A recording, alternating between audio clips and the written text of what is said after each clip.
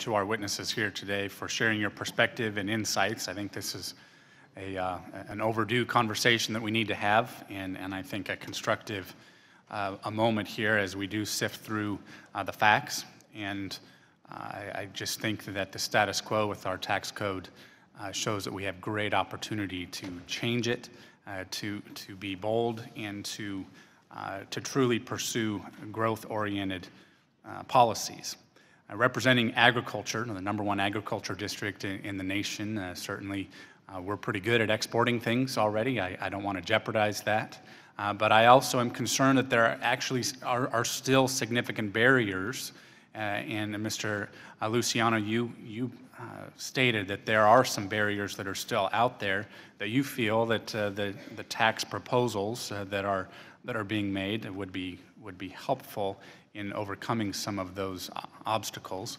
I am also concerned when I hear Professor Clausing say that U.S. multinationals are not paying very much tax, and that the tax rates proposed in the tax reform plan are too low, and that a better reform would be to expand the U.S. worldwide tax system by eliminating deferral.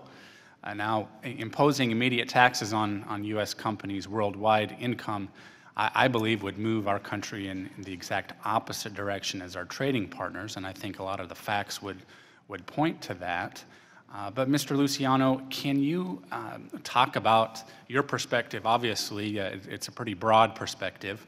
I know you depend on ag producers, one at a time, being successful, hopefully, on their productivity, their efficiency.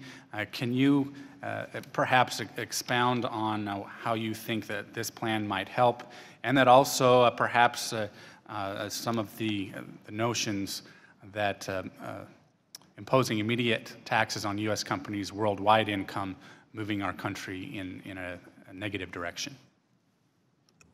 Yeah, thank you for the question. This is all about balancing the playing field. When we compete with the other companies, other global grain companies that are as well capitalized or they have the same technology that we have and experience that we have, as I said before, we paid about 30%. I have 2 of them that pay in the low 20s, the rest in the mid-teens.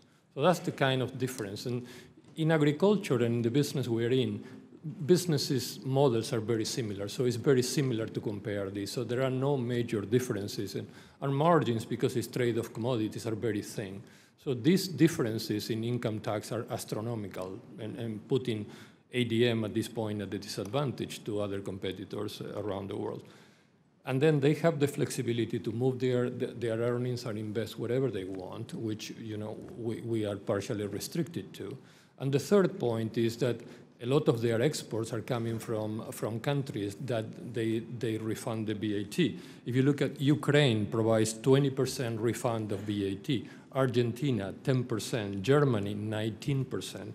And then you have places that compete with us, whether it's Australia, Canada, or Brazil, that basically have internal consumption taxes that they are not assessed for export. So there's no wonder that our market share of global commodities from the US exported to the world is declining, and it's going to continue to do so because we are at a disadvantage. So to me, this proposal addresses those 3 issues. We're going to get jobs back to middle America and to the middle class of America through agriculture, which is, I think, one of the true competitive advantages the US, inside the US, the middle of the US still have. Thank you. Well, I know that there are many challenges facing agriculture, and I would hope that we would not complicate matters, and that hopefully a growing economy will also help agriculture.